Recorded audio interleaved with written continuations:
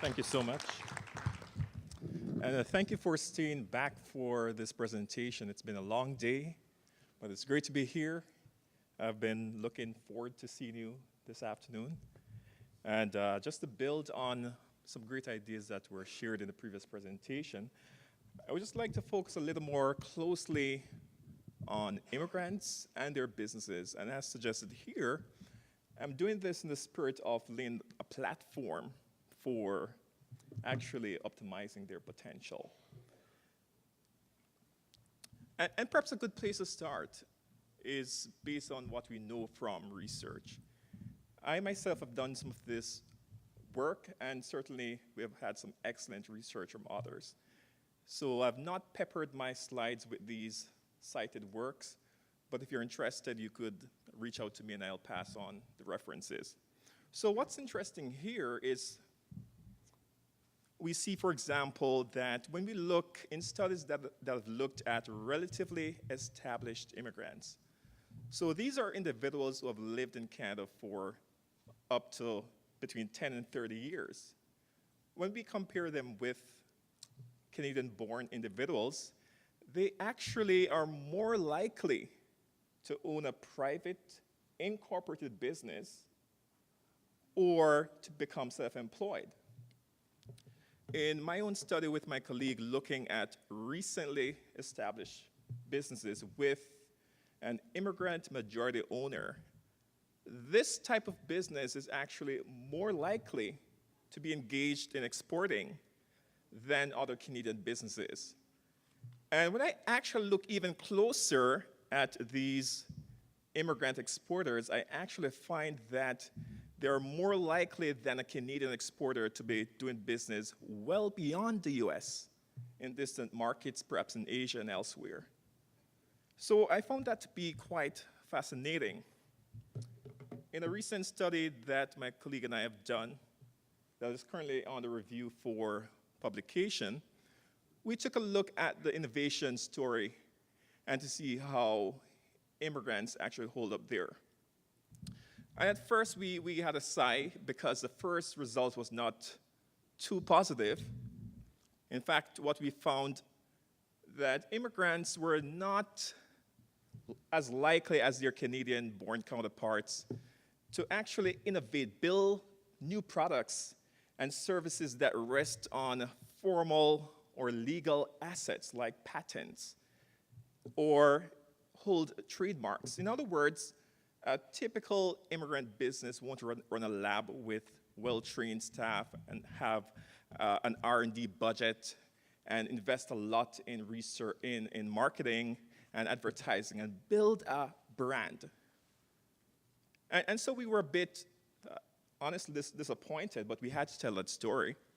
But when we looked further, we saw that immigrant business owners, their innovation was actually manifested in terms of how they actually approached international markets. So once these patents, which are perhaps ideas about how to make a product or some actually sophisticated product, they could tweak that product. They could tweak the marketing. They could do all these things, and in doing so, they were actually making it easier to place these goods in these foreign markets. So by traditional standards that recognize innovation as taking place in the form of new patents, we would have underestimated the contribution of immigrants, because what is being played out here, they are actually engaged in complementary innovation. So it is true that Canadian firms are better at delivering sophisticated products that rest on patents and strong brands, but immigrants can certainly ensure that these products actually are placed in international markets using their channels. So that was some pretty good news there. And we've heard from the previous presentation some hints as to why we think they do so well. And you'll notice that I'm tending to lean towards the idea that they're particularly doing well when it comes down to global markets and exporting. We've heard about their foreign language skills. That can be important for relationship building, not to mention their cultural knowledge.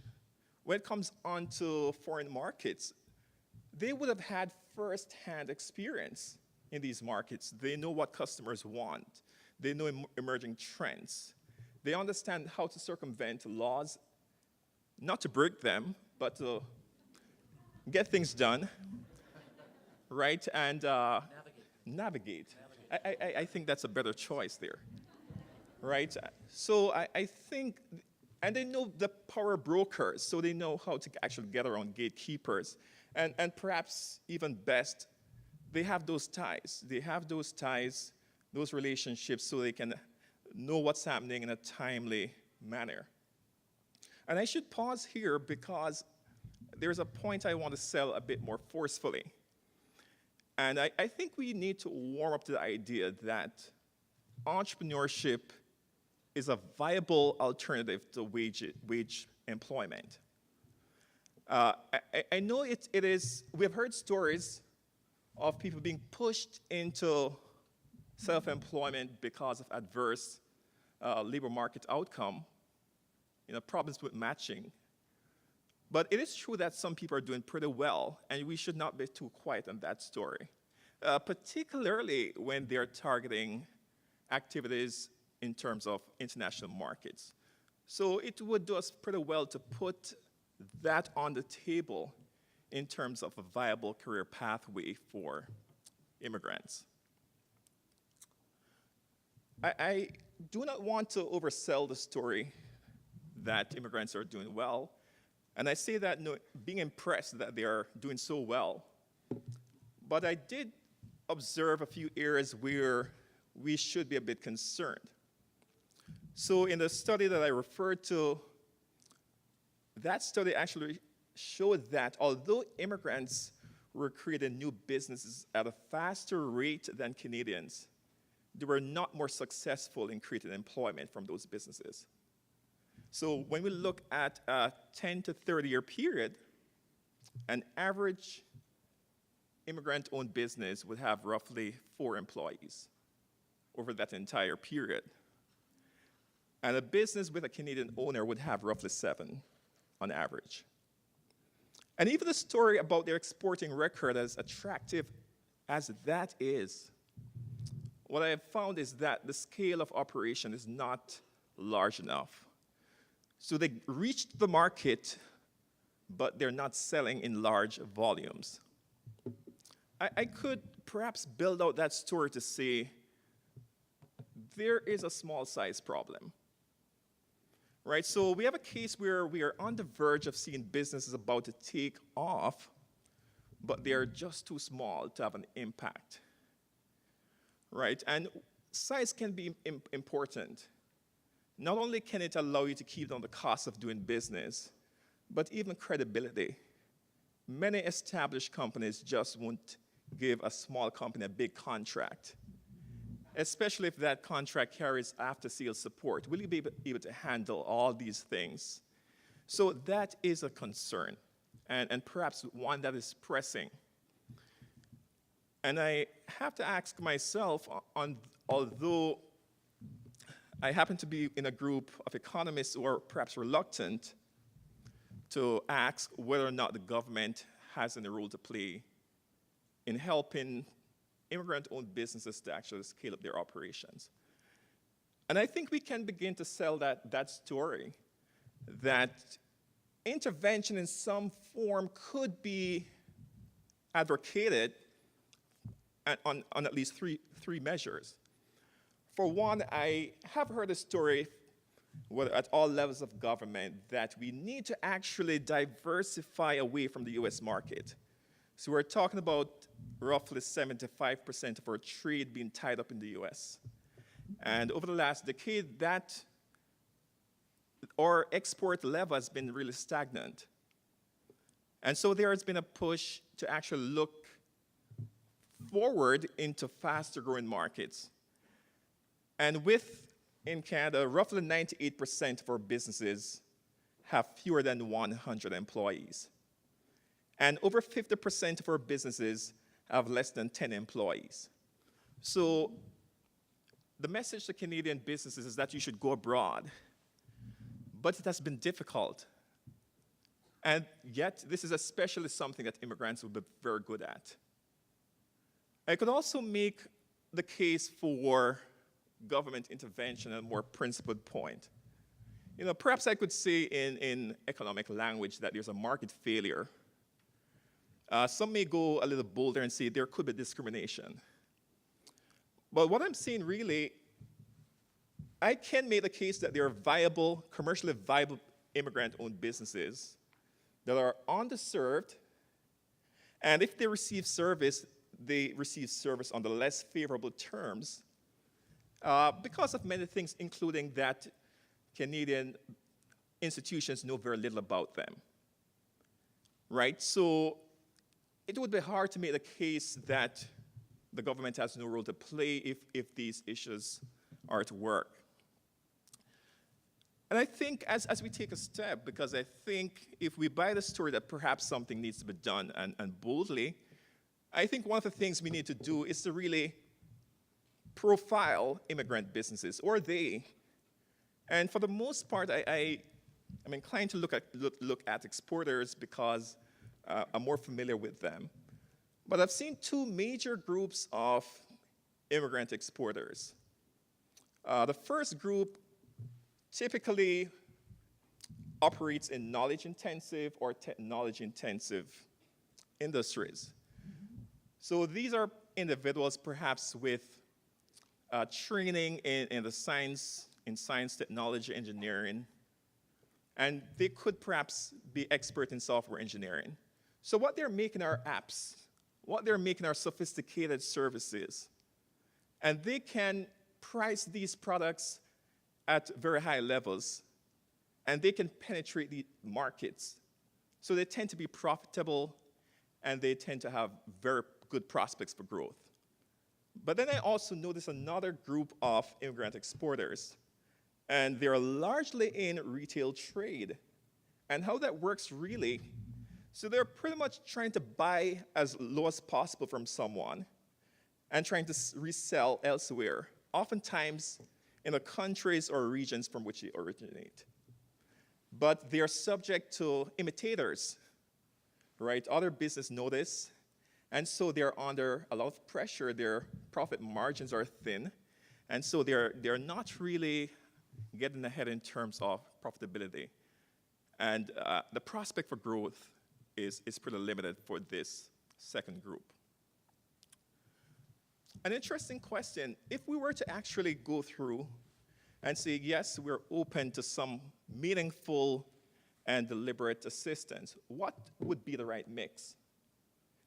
What should the right mix of business, government-sponsored business support services be?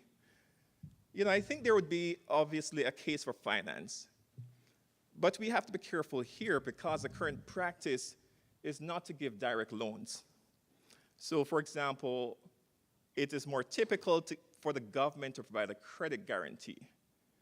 So a business actually applies for a loan with a bank, and the bank, by its own standard, decides if this business qualifies. And the government, for example, Export Development Canada, that is in place to help exporters, would provide a guarantee. But it's your responsibility to arrange a facility with your bank. And there's also what is becoming more common, where different levels of government co-invest with angel investor groups. And out of that comes a responsibility to provide funding to new startups. So that is one. Those are the two common options, but we're not seeing direct loans. The Canadian government is not in the business of giving direct loans. In many groups, and perhaps even groups that you are involved with or you're familiar with, we're seeing some contributions in terms of mentoring, certainly networking, arranging those get-togethers. And there's also business advisor support, how to build my management team, how to actually design my products, and so on. And of course, in many cases, there's some form of market research support. And more we're seeing a demand for some kind of accommodation in terms of space. It's pretty expensive to actually rent a place and start incur that expense without selling the first item. So those are perhaps the items that would be on a wish list of potential services. But say we have agreed that we have gotten the mix right. We know what should be in the mix. Another concern is what model should be used to deliver it. In other words, what role exactly should the government play in making these services available? I don't think the discussion has gone far enough on this, but what I do see emerging is where all levels of government, federal, provincial, and municipal, they're all involved in actually funding third parties. These are not-for-profit groups, more commonly incubators. And these guys would actually provide the funding to the investors. I do not see a lot of specialist incubators that are responsible for immigrants in particular. And we also see another common form of support is referral services, right? So there are listings on business service providers, right? And I think the concern here, and there's some confusion here. So if the government lists a provider, is it an endorsement, right? And because immigrant entrepreneurs could take it that this is a legitimate service provider, so we have to be clear about whether or not a listing is an endorsement so that this person does not need to do any due diligence. Otherwise, we could bring those programs into question. As we think, about how to actually bring these services to fruition, I think one of the things that strikes me is whether or not we have some clear objectives, right? So I'm seeing a large number of diverse groups, and especially if we're thinking at targeting immigrant businesses, what exactly should be the mandate? I think there's clearly a need for coherence and clarity around the objectives. I, for one, like this type of objective. I see any organization that receives funding for business support services for immigrants as taking some responsibility to provide information or advice, certain local connections, right? So we have to be clear here. So immigrants may actually do very well in terms of connections to international markets, especially the regions from which they originate. But in terms of Canada, they would have very many deficiencies. They would lack the type of connections that would allow them to learn about things. They would lack a lot of institutional details. So there could be grants for, say, research, but they would not know these things. So those would be huge impediments. And of course, financial resources in some form. So I think that would be extremely important in clarifying and holding a government-sponsored agency to those kind of objectives. More broadly, as we think about how best to integrate immigrants in an economic sense, these are some other issues that weighed on my mind a bit. I thought about networking, but I think we can do a lot more there, right? Because what I think needs to happen is a more deliberate, is a more structured approach to network development. So what immigrants really need is to be socially embedded. So many economic activities tend to, revolve, they happen within the context of social relations, right? So if we have immigrants with expertise in software engineering, we have a cluster. So here is an area where we have a concentration of expertise. So if we think about Kitchener-Waterloo, a lot of parties cluster in those areas, and they have expertise in smart technologies, in software engineering. If immigrants are not a part of that network, right, they're losing out on a lot of information. They're losing out on opportunities to share things, to cross-license, and they're really at risk there. So that has to be addressed very carefully. I talked about immigrants, they may not be leading in terms of formal innovations, but they do have ideas that could be patented. And I think we need more accessible services there, right? How to obtain a patent, or how to develop an industrial design and protect it. Monetization is also important, extremely important, right? The idea is that an immigrant could get a patent, but that immigrant may not be able to bring that patent all the way to a final product. So it could be helpful to enter into a licensing agreement where a third party, an established Canadian company, actually is willing to pay for the right to use that patent. So that immigrant would be in a better situation than trying to take it all the way through. That's just not how it works. So we have a mix. It happens a lot in the biotech industries, right? So we saw, for example, in the pharmaceutical industry, where we had some young biotech firms and they wanted to challenge the bigger pharmaceutical giants. And they thought that they could take the drug from, the lab all the way to a blockbuster drug until they ran into financial problems. So they had to license some of their drugs to a bigger company and get a cash flow now. And in some cases, they had the right to buy it back. So immigrants could actually be profiting from monetizing their protected knowledge in the form of patents, industrial designs, and so on. And I have not talked a lot about immigrants who focus on business at home in Canada, but I should say at this point, we should be aware that there's a group of what I call enclave businesses. So they're perhaps the small store that caters to co-ethnics. They're perhaps the smaller restaurant. And from the research of others, we know that businesses that concentrate on their own people for growth tend to suffer. It has not been found to be a successful strategy. So at some point, they will need to think of how to expand into the mainstream local market. If you think about it, what might happen, so a group of immigrants arrive, and they're happy to have that local business, but over time, as people's lives improve, they get a job, people will leave, and the business will be left to really be scrambling for people. So at some point, there has to be some clear plan.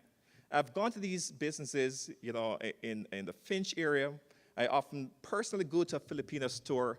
I like their pastry, and I see a buzz of activities. So there's no reason why that business can't go mainstream in terms of the next nearest local market. So we need to help these businesses find a way to actually advance into the mainstream so that they can be viable over the long term. I would perhaps end on a final note in terms of information that is provided. So it is a maze. It is very hard to navigate. So lots of agencies, lots of different levels of government, we have to find a way to integrate this information, whether on a platform that is connected to mobile, but we have to find a way to package and centralize this information in a more accessible way to reduce the search costs for immigrants, right? But all in all, I think we should not, these are some valid concerns, but I think there are perhaps many more reasons to celebrate the progress that we've seen, and we should not be shy about encouraging immigrants that self-employment, entrepreneurship is a viable pathway, and there's help on the way, right? So thank you so much.